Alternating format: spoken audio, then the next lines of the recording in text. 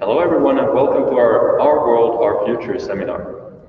In today's seminar we will talk about finding ways for a more sustainable future together and what does it mean to work with sustainable development. As an introduction, Guilherme Varro, a development professional currently working for the United Nations, will talk about his calling and career with international development. After the talk, we will continue with a simulation about sustainable development where you, the audience, can take roles and try to solve a development challenge in rural India. This seminar is a side event of the Maailman Kylässä World Village Festival organized by Finnish development non-governmental organization platform Finland that takes place this weekend. The theme of this year's festival is the future, which will be explored through various different perspectives and through the voices of people joining in from all corners of the world. Now, we would shortly like to present the two organizers of this seminar, IYC Finland and Caritas Finland. I will give the floor to Saara Simonsen from Caritas Finland and Aino Salmi from IYC Finland. So, welcome to the stage, Saara and Aino. Thank you. Thank you. Maybe I can start. It's okay. So, good morning and welcome all also on behalf of IYC. My name is Aino Salmi and I've been working with IYC since February, so for 4 months now. And in IYC we believe in solidarity and living for others, and we helped young people to live in this kind of solidary way. And to achieve this goal, we organize solidarity projects and weekly activities such as food distribution, eco-volunteering, and this summer we are also going to organize some pop-up events together with Caritas where we sell second-hand clothes and try to promote this kind of solidar lifestyle also during these very still odd and challenging times that we are now living. And I have to say I'm very happy to see you all here and also for everyone who joined us online. Because in IYC we really need, in order to fulfill our mission, some young people who really wants to live for others and also promote these values in society. So thank you for coming. I hope you enjoy. And also we have a short video of IYC that we could show to you all now to summarize the spirit of IYC.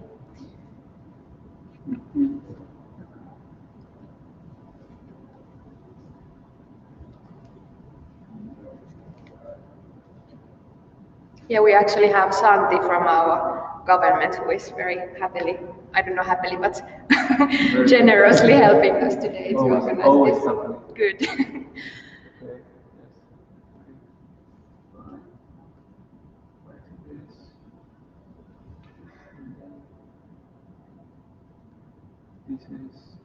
It's not that easy. Maybe we can also present shortly Caritas in the meanwhile. Yeah, maybe. Okay, yeah. So I'm working as a project coordinator at Caritas Finland, and Caritas Finland is part of a worldwide Caritas Confederation, which operates in over 170 countries. And Caritas is the official health organization of the Catholic Church in the world. And in Finland, in the past, we have mostly done development cooperation, and at the moment, we have projects in Kenya and Myanmar and in Indonesia. And recently, we have started doing more and more also in Finland, and especially social work, and we have food distribution at our office twice a month at the moment. And we give other kinds of support, such as social counseling. And now we have also opened a shop for recycled clothes. And we also sell monastery products in the shop from different countries. And our office and the shop are located very near. It's in Uusitie in Meilahti, just up the hill to Mannerheimintie. So you're welcome to visit. And I'm happy to tell you more about our activities if you're interested. And we also have a Young Caritas group now for young volunteers. Thank you. Oh, okay, good.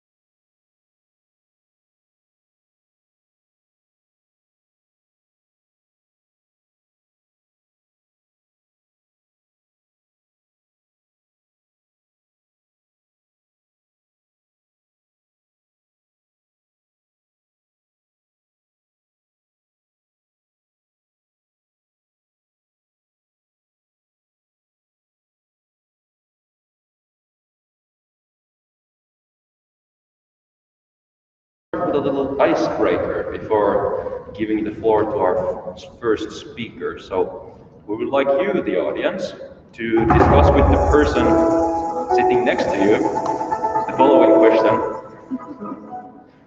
The following question. What does it mean to work with sustainable development? So try to think about some practical examples.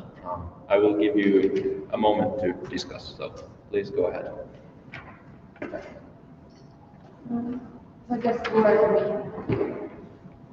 So what would it be to sustainable development? Try to think about what it could mean. Yeah, yeah.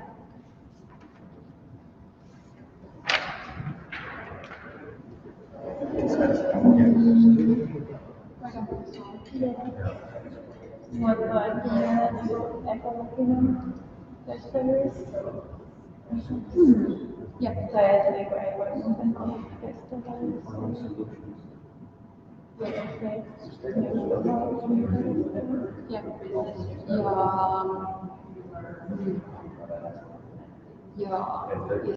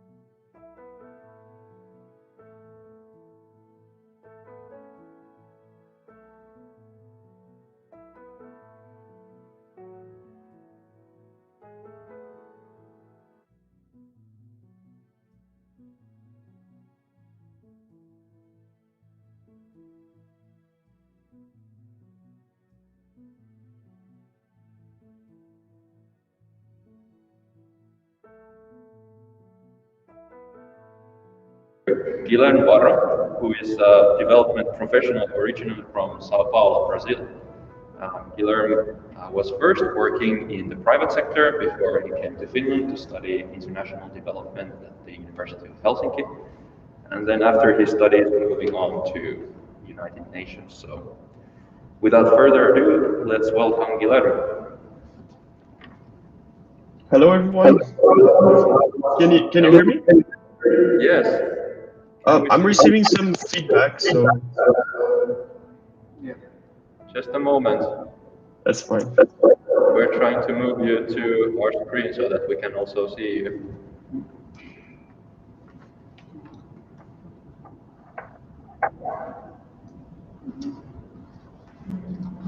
That's fine.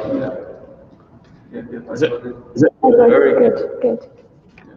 all right? Perfect. Hello. Hi Where there. are How are you? you guys doing? I still hear a lot of. I can hear myself every time I speak. So Okay. I don't know if we can solve Okay, so we will mute the mic from here and then you can take the floor. So please, the floor is yours. thanks. Oh yeah, much better now. I can not hear myself. All right, everyone. Very nice meeting you. Thank you, Felix, for the introduction. First of all, my name is Guilherme. I am originally from Brazil. and I actually just moved out of Finland a month ago, so very nice speaking with everyone there. First of all, I would like to thank IYC Finland and Caritas Finland for the invitation, and my dear friend Aino as well for the personal invitation. It was very nice. It's a pleasure to be here. I do have a presentation. I'm going to share it with you guys. Please let me know if you can see it. Yep. I suppose you can, right? Yep. All right. Okay. So, hello again. It is a pleasure to be here with you guys, talking with you a little bit about who I am and my experience in the development sector itself. I'm going to go over a little bit of who I am and what are some of the main lessons that I would like to share with you on the development sector. But first of all, I would like to also, share a little bit about who I am, share a little bit of my experiences and how life actually led me to this sector that I love dearly, and it represents a lot to me. So if I may, let me just move the slide here. Yep. Just two things before I start. As Felix mentioned, I currently work with the World Meteorological Organization, which is a technical agency affiliated with the UN. Just for clarity purposes, today I'm here as an individual, not my organization. So whatever I say here in the views, they are my own and they do not represent necessarily the views of my employer and the UN. I think that's very important to say, especially when you're working in the public sector, especially in a bureaucratic organization as the UN. So just putting that in there. And finally, whatever I'm going to say here about career, and career advice and, like my views on the development sector, I do want to let you guys know that there's no secret formula, right? Whatever I say here is not set in stone. It's not like the truth. I think each one of us have our own path, our own limitations, and our own aspirations in life, right? So whatever I show here about my career and the choices that I made was something that were things that made sense for me at the moment in my life that may have not worked for someone else. So I want to leave that because I think that's very important in the development sector. It is a sector that demands a lot from you personally, sometimes even physically, but also professionally. And it's important for you and for people that are interested in working with development to understand their limitations and how to go from there onwards with their career. That's it. So just putting a little bit of an agenda here, just so we organize ourselves. I would like to share with you, first and foremost, my professional path. So where do I come from exactly? What did I study? Where did I work? How did I end up working for the United Nations? Was it easy? Was it hard? What were the steps on the way? Secondly, why international development? Why did I choose international development? And why do I think it's a sector that it is worth going and chasing a career in? And what does it mean to me? I think that's the key question there. Thirdly, would like to talk with you guys about change and why change is important in any career. The most important moments in my life and in my professional and personal life, they came from change. So just sharing a little bit with you the importance of changing and moving out of your comfort zone sometimes. Then I would like to share with you a little bit of comments on experience and how to get experience in the development sector, what it is like having experience in the development sector. It is a very competitive sector, I'm not going to lie. It's very hard to get in, sometimes very hard to stay in the development sector, it can be very intimidating, very international. So just offering you my 2 cents on that. And finally, and in my opinion, most importantly, just sharing a little bit with you my views on what it means to have a career and working in the international development as a vocation. So doing that as a purpose in your life and also as part of your life, right? Work is important and it shapes who we are. And I think it's important for us to know that we need to work with something that makes sense for us, right? So moving on, talk to a little bit of what we're going to see forward. And starting with my professional path, this big mess here, that I'll try to make it clear.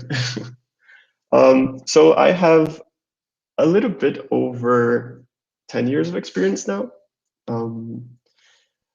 I am 29 years old, so I'm sure I'm older than you guys are, but also not the oldest person around. I did start my career very early, and that's a result of my reality in Brazil. That's why I mentioned as well, it's very important for you to know the reality where you're in and adapt to it. I started studying international relations in 2010 in Brazil, in São Paulo, where I'm from. I'm not sure if you guys are familiar, but São Paulo is a very, very big city, one of the biggest cities in the world. Very interesting environment, but also very challenging for someone studying international relations, right? It is a city that if I would compare, I would compare it with like big metropolis like New York, London, Tokyo. It's just like this big mass of concrete, and there's not much happening in international relations there. So it was a choice to study international relations in a city like São Paulo and not going to the capital, for example, Brasilia, and being around diplomats and diplomatic sphere. Due to that, you will notice that my career was very different when I was living in Brazil. I did not work in the development sector. On the opposite, I worked for private companies for almost 4 years. As you can see, in 2012 and between 2012 and 2014, I was working for Microsoft as an intern, specifically in the areas of marketing and communications and social responsibility. It was a great experience. Loved working at Microsoft, very fun. And after I graduated in 2014, I started working for Cisco, also a technology company, but now as a salesman. So also very corporate job. I was selling like very expensive technology to the Brazilian public sector. Not very exciting, but it was what I got back then. And today I'm glad that I had these opportunities, but today I see that it was the right change for me to get out of there. As you can see, between 2010 and 2016, I had very few professional experiences, just two, pretty much. I worked in two companies. I had briefly worked with an international student organization called ISEC that you see between 2010 and 2012 in the University of São Paulo in Brazil. And that allowed me to go for 3 months to Egypt in 2012 to do some volunteer work. So actually, my first experience in the development sector was actually before my experience in the private sector. But as I mentioned, due to the reality that I was living in São Paulo, it was not possible for me to actually continue working in NGOs or, going after a career in the sector that I didn't even really know it existed back then. So this was me until 2016.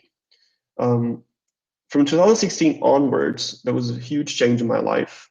I decided to leave the private sector and decided to go to Europe to study and follow my passion really for international relations and development and get my master's degree.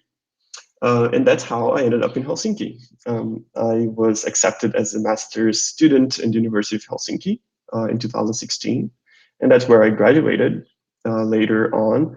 But that was when, I made a huge change in my career, that I was like, okay, I don't want to be a salesman anymore. I don't want to keep doing this anymore. This doesn't make any sense for me.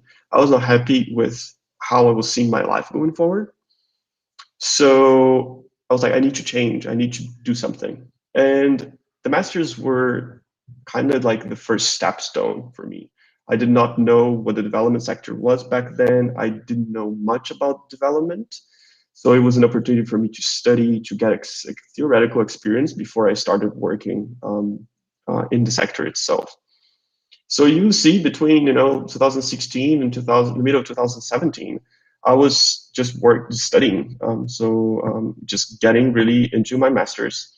In the middle of 2017, I was like, all right, I have been studying for too long. Maybe I need a job. I should start working because I'm not super young anymore compared to Finnish master students, and I need to get experience in the sector if I want to get a job. So let's do it. I started looking for internship experiences around Helsinki.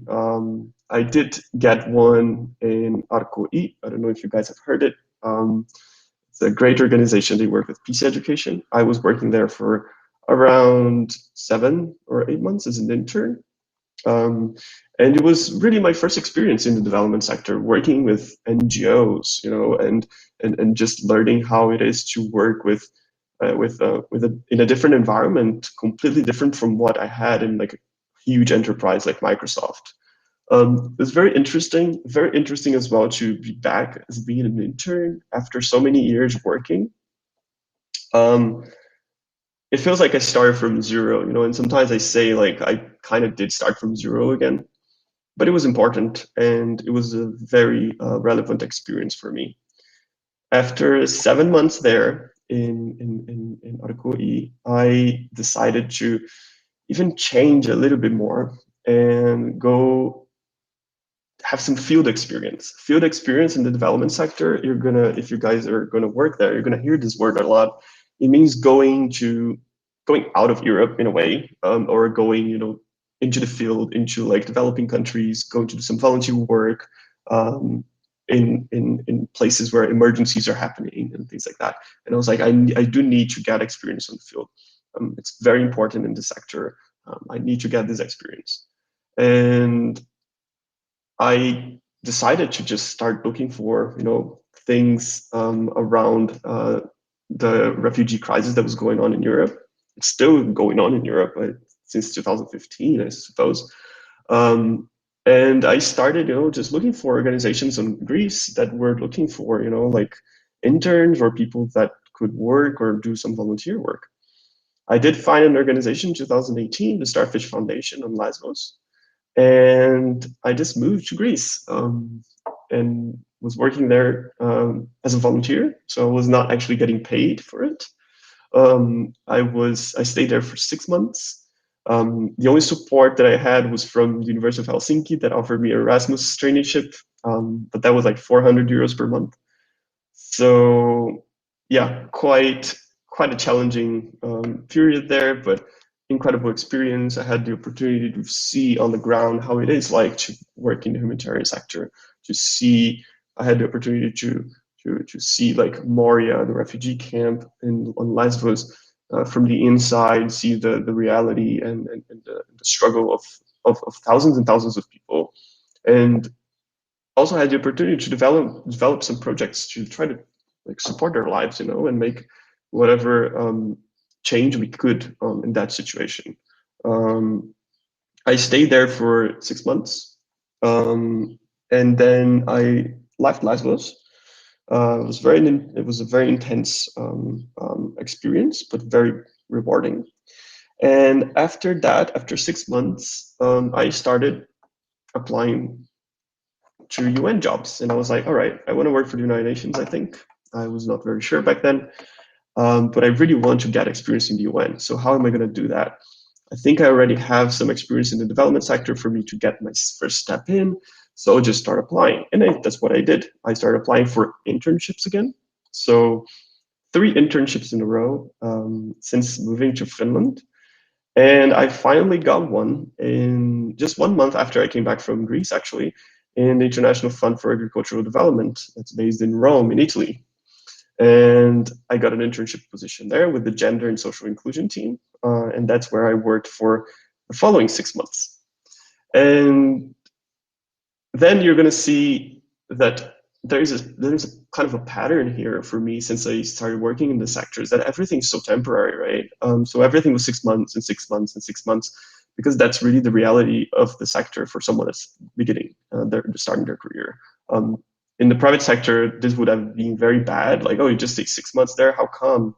But in this sector, to be very honest, it's almost as expected that if you're starting, you're going to keep moving every 5 months, every 6 months. So I stayed in Rome for 6 months, got some experience in the UN for the first time. It was incredible, the diversity and working with people from different countries, meeting so many different people. I finally graduated after so much delay while I was doing my internship in Rome. After that, I got my first actual job in the UN, this time with UNHCR in Denmark, in Copenhagen, where I worked for their private sector partnerships department. And I worked there for 7 months again, very temporary. This was, even though I was working with refugees, was very different from my experience on Lesbos. It was a very higher level experience in a way. I was not having contact with refugees. I was like in a headquarters location for the UN, seeing how things were done from the above. It's a very interesting experience and very fantastic organization as well. After that, after my consultancy ended, again, it was temporary, I got another UN job, this one in Helsinki, in the UN University. I'm not sure. I'm sure you guys know that the UN University has an institute in Finland, in Helsinki, called UN Wider, and that's where I was working up to a month ago. I stayed in UN Wider for longer this time, 1 year and 3 months. So that was like my record in the sector since I moved to Europe. And it was a great experience also doing working as a consultant, this time with project management, something that I learned to love and to really like focus on. And after that, I was also offered a post in Switzerland, where I am today, and I moved a month ago to work for WMO, the World Meteorological Organization, where I'm also working with project management. So as you can see, my complicated professional path is very complicated after I moved to the development sector. So I just wanted to share it with you guys so you can illustrate how challenging it is, but how rewarding also the sector can be. The experiences and the people that I met in the last 5 years, they do not compare with the experiences I had in the first 5 years of my career, even though I was working for some of the world's biggest companies, right? It was great to work for Microsoft, but being very honest, it was great, like working on Lesbos, seeing how like humanitarian aid is delivered to refugees. Maybe I was not earning as much money, but the meaning behind it for me meant a lot, right? But also it meant for me that, okay, I'm stepping up in this career, in this new career of mine, and let's get better things always. And today I'm happy to say that I'm finally on the stage that I'm getting more stable. I don't have a temporary job anymore, so it's good in a way to just settle in. But it takes time, and time is something that I think is very important to highlight, right? Time is something, and patience in the sector is essential. You've got to be very patient and you need to go after things. You cannot just wait for things to fall in your lap. They won't, right? Okay, so moving on from this crazy slide, this is the only one. I'm not going to do that anymore with you guys. And share a little bit why I chose international development, right? And I found this very interesting quote that for me means so much, and that was the reason why I left Cisco and the private sector, is that I was not doing anything positive to the world. There are people that are okay with that. I was not, I came up from an university upbringing in Brazil that, like I was, I come from a very unequal country, very millionaires and poverty and sharing like a very small space. And that's a huge contrast that I'm used to. And, working in these huge companies in Brazil and not really seeing any change or like not seeing any meaning in the work that I did, it really bothered me. So I think this was kind of like the main reason why I moved out of the private sector and into international development. There are important things that you gotta do in the world, and in my opinion, these things cannot be with companies. Companies do have an important part in it matters in the world, but there are things that cannot be left with profitable organizations. You cannot, right? And still on why I chose international development. So there are 3 points here that for me were very important. Like I said, working for the private sector was not something that I wanted to do for my whole life. And I came to that conclusion one day when I was sitting at my desk at Cisco. It was a very stressful day as a salesman. And I just looked around me and I was like, where am I going to be in like 15, 20 years? And then I looked around and I saw other men around me, like, and I was like, I don't want to be like those guys, like those salesmen that just keep doing the same thing for like 30 years, like the same old jokes and like the same like life aspirations, just sell more and make more money and, get a car. And I was like, I don't want to do that. That's not me, right? So for me, that was like the first moment that I was like, I need to get the heck out of here. I cannot stay here, right? So for me, that was something that I had in my mind, what I wanted to achieve in my life, right? So where I wanted to go, and that job that I had did not match with where I wanted to go, right? But then again, understand yourself, right? Understand your limitations and what's important for you. For me, was looking for something that I would feel good working for, an international environment. I really care about diversity and, like working with different people. And in that place in Brazil, I was not seeing any diversity. I was just seeing the same kind of people every day, doing the same kind of thing every day, selling the same products every day. It was something very mechanical that was not really matching with who I was.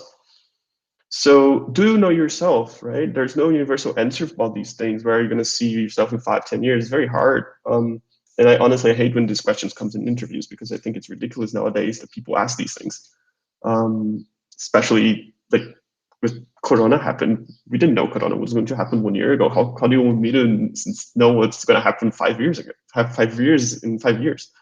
So there's no universal answer. Find your own and just do that exercise. Where you want to see yourself. What makes you feel good? What doesn't? Do you want to stay in Finland for you guys, or do you want to go to family, have money? Do you want to get experiences? Do you want to monkey? Do you want to go? I don't know. It's important for you to do that exercise, right?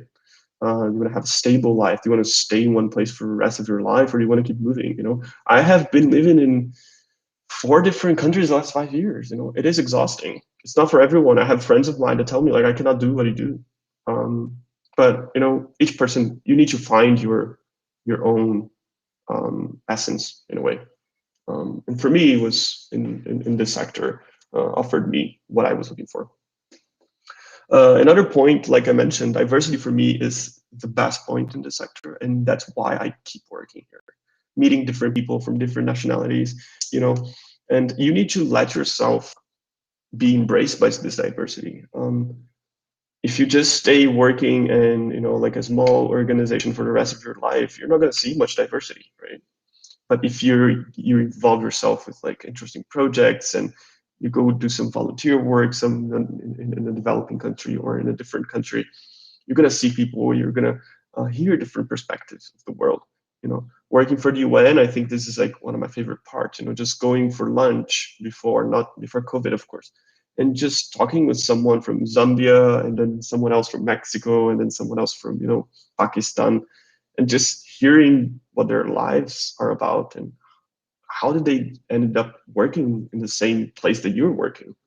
Each one of us have different experiences, but it is a point that I think is my favorite.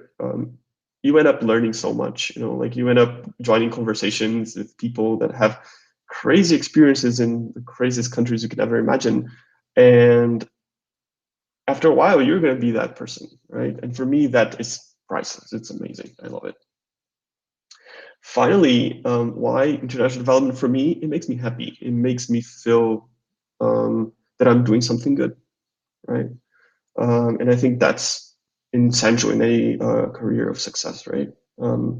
Even if you're working in the private sector or public sector, you need to do something that makes sense for you, right? And remember, if something makes sense for you, it doesn't mean that you're going to do that for the rest of your life, right? Change, adapt, is very important. Like I said, I worked for so many organizations. There was a point in these experiences of mine that I told myself, I learned what I had to learn. I did what I had to do. So I'm going to move on to keep this sense of fulfillment in my head, right? And then just highlighting here that what makes you happy today won't necessarily make you happy in 5 years. It's life changes so fast. So do look for something that makes sense for you, but keep changing and keep adapting, right? And drink some water here. Okay, so talking about change. Change is very important, right? And I keep pressing the same button every time I talk to people and saying like, oh, you gotta go out there, you gotta risk yourself, you gotta change, because best things in your life are going to come from change, especially in the sector, right? You cannot settle in. There's some points that I would like to share about change here. First of all, self-awareness.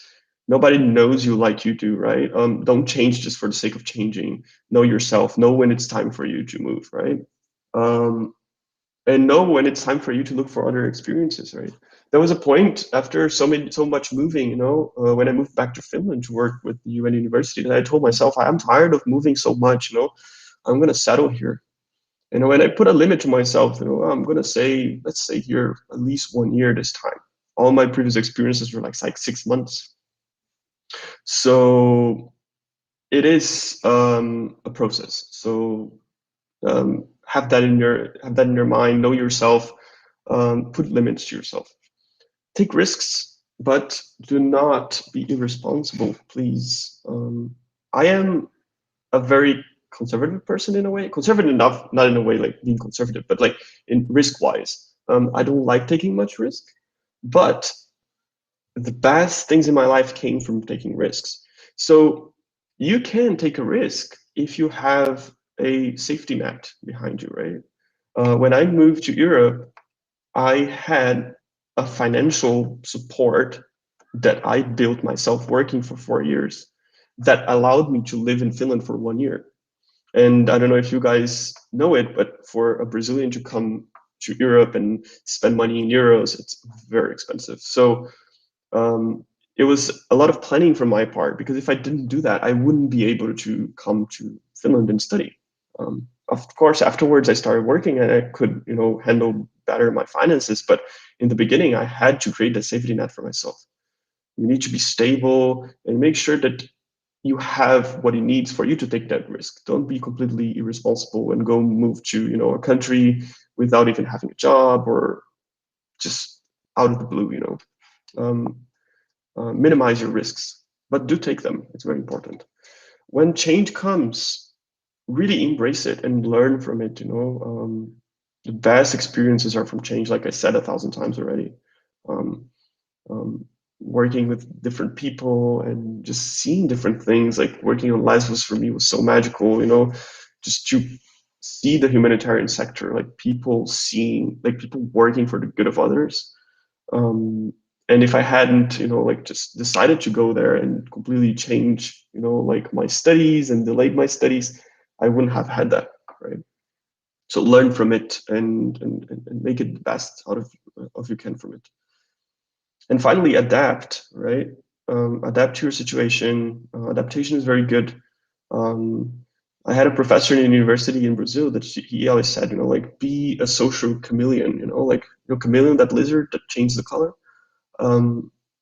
Adapt to who you're talking to. If you're talking with a UN bureaucrat, become a UN bureaucrat. If you're talking with a refugee, talk on the same level as a refugee. Don't try to be up or down, or be always in the same level. Adapt to your surroundings, and make the most out of you can. And also set yourself limits, like I said. Don't put in your mind that, I'm going to work here for the rest of my life. This doesn't exist anymore.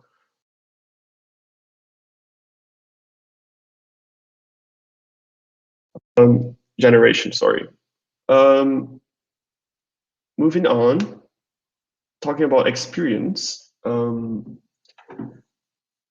It is hard, and I'm not going to lie, to get experience in the sector, but it's not impossible, right? I was faced a lot when I started looking for jobs that, like, oh, you have great experience in the private sector, but you don't have any experience in the development sector. So, well, so sorry. Like, we're gonna look for someone that had experience in this sector. So I saw a lot of people, throwing my 4 years of work experience in the trash, just because it's not relevant for what they had, right? So I had to start from somewhere, right? And I think the first step is like recognizing that it was competitive, very competitive. The development sector is extremely competitive, guys, and as all sectors out there, to be very honest with you. And I don't have anything else to say, but other than we need to deal with it, right? We need to understand that this is a sector, and we need to be different. We need to act different. We need to, go after different things, invest in our career, right? Get experiences. I see that a lot in Europe, and that's something that in Brazil, we do that very early.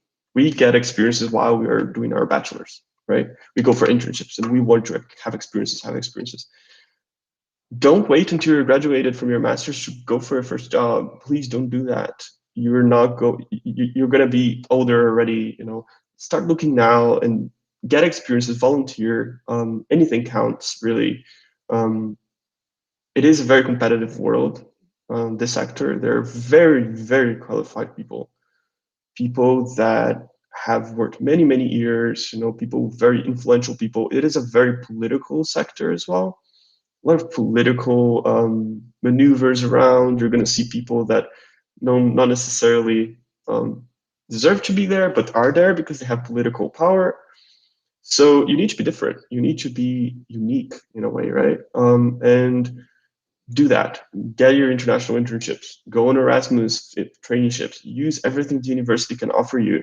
Not many people know about the Erasmus traineeships, and I went to the university and they gave me instantly. They were like, yeah, not many people get these things, so they just gave it to me. Learn languages, really, really important and relevant languages, right? English, essential. I suppose everyone here speaks English because you're understanding me. But French, Spanish, and Arabic, these three are key. If you speak one of these in a professional level, you have a good shot. There are not many people that have these languages, surprisingly. So do know them. I will give you an example of this job that I have now. I was talking to the person that hired me, and she was telling me, during the selection process, it was very hard to find someone that spoke Spanish. Very, very hard. And we're talking about the UN, right? So qualified people. She said that there are a lot of qualified people, but not many people that spoke professional Spanish. And we need to have projects with South America, so we need someone that understands what's going on. And that was a key point when hiring me. French in the UN, especially in a lot of African countries, is so essential, and Arabic also essential. So do differentiate yourselves out there, right? And make sure that you have that in your bag. Right? Another issue here that I want to talk with you guys is be specific. Look for the job of your dreams, but be realistic as well.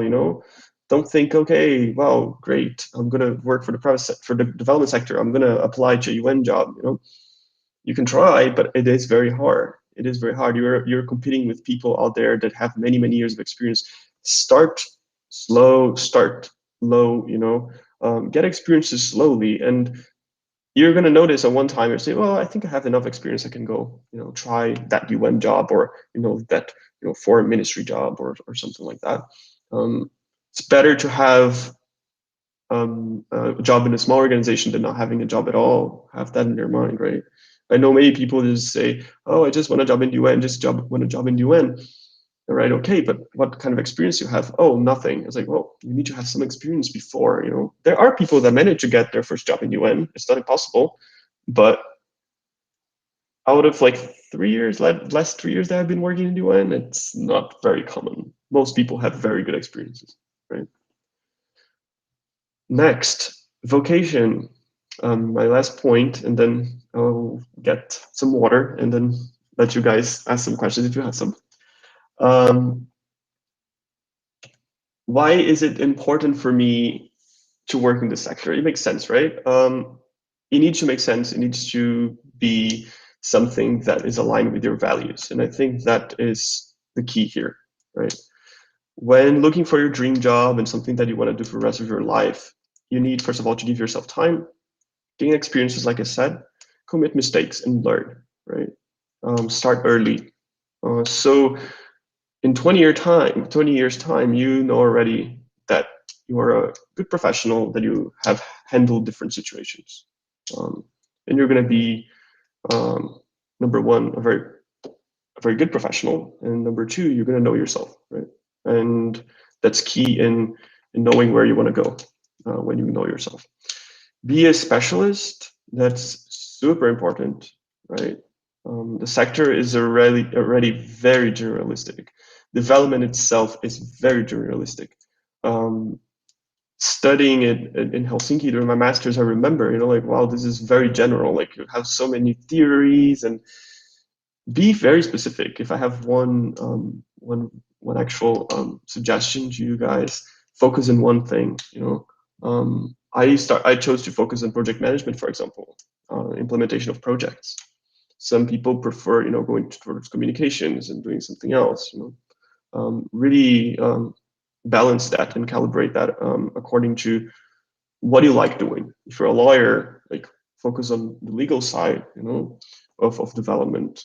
But don't be one of those, just like, oh, I'm a development worker. Okay, but what do you do? I don't know. I'm a development worker. No, you need to be specific. Be specific. It's very, very good. Also, something here that applies a lot to the development sector and also to the private sector in a way. Do not mix your professional and personal life. Get excited about your career and where you're going. Don't make it your number one priority. I see a lot of people in the sector and that they get, physically exhausted. When I was working on Lesbos, it was not an easy environment. I remember I didn't work every day in the refugee camp, but I did go there sometimes, and you're just exhausted physically and mentally after one day. Imagine people that work there every day. It takes a lot from you. Sometimes you even forget you have a personal life, but do not commit that mistake, right? You need to have a good balance in order for you to be a successful professional. Don't unconditionally love your organization, and be critic, ask questions. Why does it work this way? Why is it so bureaucratic? Why do we need like 6 approval mechanisms to approve a contract? These are things that happen. So question things, and just be really like a curious person. I think that helps a lot.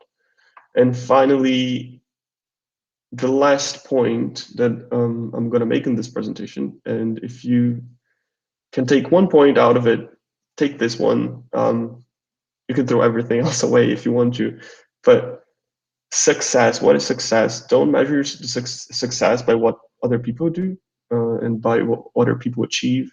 Each one of us have our own stories and aspirations in life. So being successful is remaining true to yourself, right? So do not in one single moment think that, oh, you're not successful because you don't have that specific job or because you don't have this and your colleague has that. No, you're successful if you believe you're successful. And I think this is the main point that I would like to share with you guys. It's very important in the development sector to keep your values with you on your journey throughout the way. Do not let go of those values, because it is in the end those values that drive your job and drive your career forward. So if you do that and you remain true to yourself, you're going to be successful, no matter of your pay level, no matter what you do, right? And that's it, I think. So thank you very much. I talked a little bit too much, but yeah. Up to any questions if you guys have any, or any comments or anything. So more than happy to talk with you guys. Gonna drink some water here.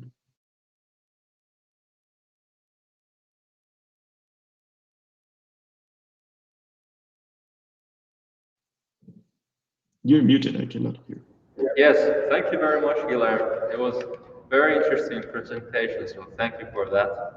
We will now take some questions, and well, I would like to begin this. So you already told us about how to get in, what to study, what to work with in order to get into the sector of international development.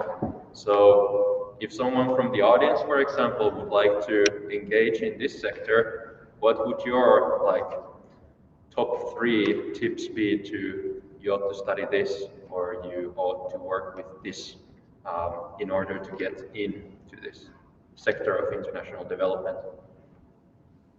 Oh, right. Can you mute it so I don't hear myself? Yeah. Awesome. Thanks. All right. So, very interesting question. So, I would say, first of all, like I said, development is very generalistic. Studying international development studies like I did was actually very helpful. But I'm going to be very honest with you, I don't really use the theories that I learned in university at my work. But I do think it's important also because the theories actually make sense in a way, like to the things you see on the ground and to the projects that you see. So I would say development studies is a good one. I'm talking about masters, right? Bachelor level, I would say something related to social sciences, of course. You see that those being very valuable. Law in a certain way, if you have like more interest in that area. But on a more specific and specialized view on your master's, for example, I would say definitely development studies, communications, studying something related to communications nowadays. It's very, very important. And it's a lot of demand also. You see a lot of communication specialists being hired by the United Nations and NGOs, also because these organizations, they want money, so they need people to promote what's going on and what they are, what they're producing, and to attract donors. Another area that I see that you can enter very easily is if you have any experience with technology or any technology background nowadays. A lot of organizations are very much interested in that data analysis. If you can work with data and if you have a data background in IT or something, it's actually a very good area to study and to have a job in the development sector. It really depends, a lot of organizations as well, they value a lot of business degrees, some less than others. But I would definitely say, in the areas of social sciences, communications, and technology, I would say these ones are the main ones. Most people do have social sciences background, so I think that's always a safe bet. But if I can give also a point, education is extremely important, but in your everyday life and when you're applying for jobs, education is just a box that they tick. They really go after what you do and what are your experiences. I think that's a little bit more important in an employer's point of view. when they're getting CVs on. So, but I would say these 3 areas are the areas that I would say are more important.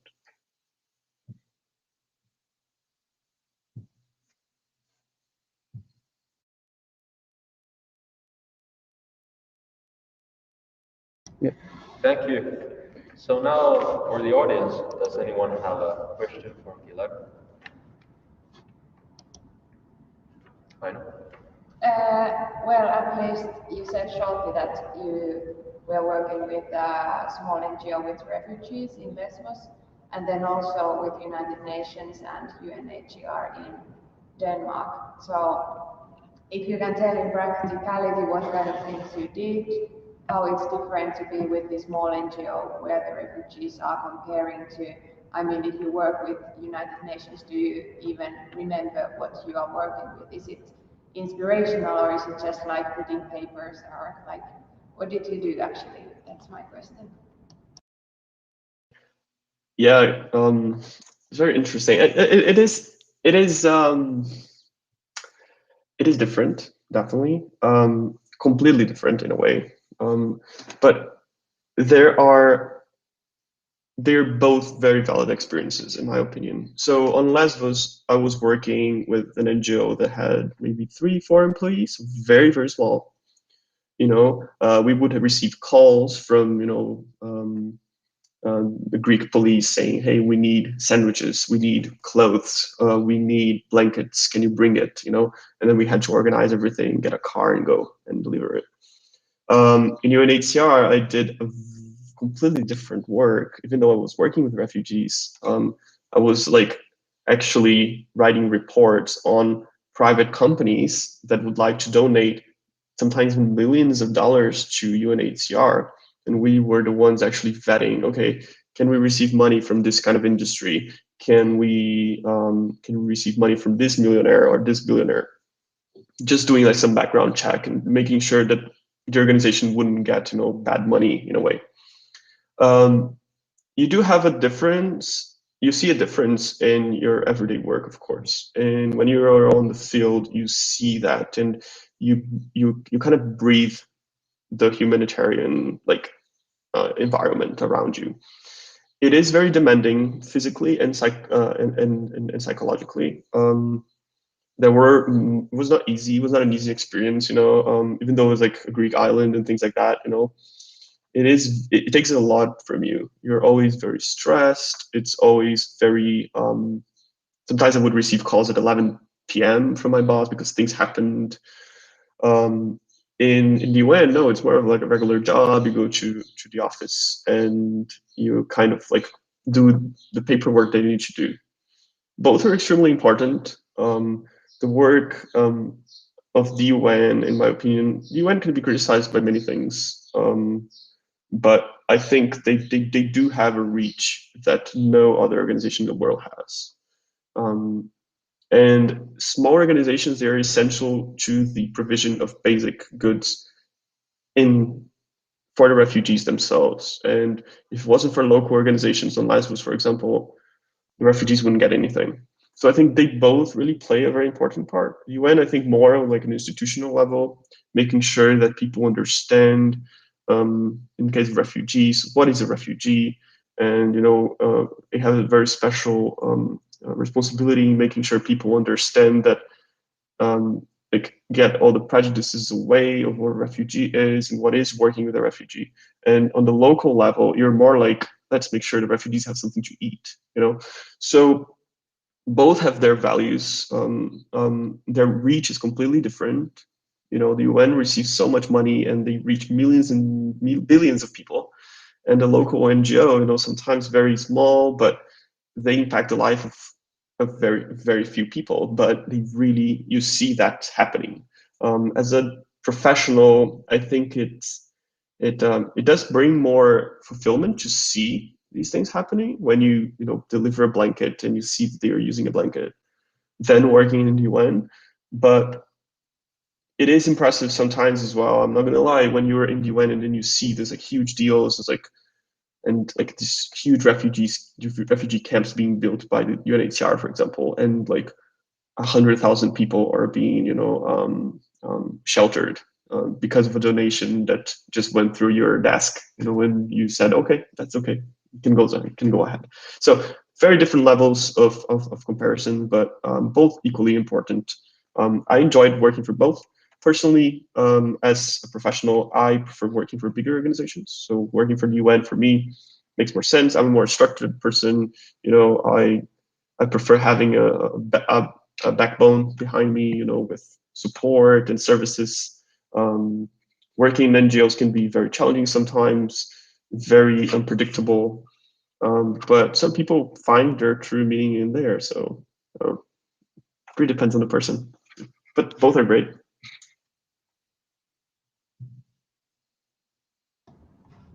Okay, thank you very much, Guilherme, for the answers. Now we are slowly going to move on to the next part in our program. So we will thank you, Guilherme, very much for joining us here and taking your time. So thank you very much. Thank you, everyone, once again, and thank you for the invitation. It was a pleasure. If you have any questions, please do reach me by email. I think I left it on the last slide, but it's just my name, guilherme.varro@outlook.com. If you have any questions about the sector or anything, creating a career and going after what you really want to work with. If you have questions about the private sector as well, just shoot anything. I'm more than happy to help. But overall, thank you very much. Have a wonderful afternoon there for you guys. Enjoy the rest of your program, and talk to you later. Bye-bye. See ya.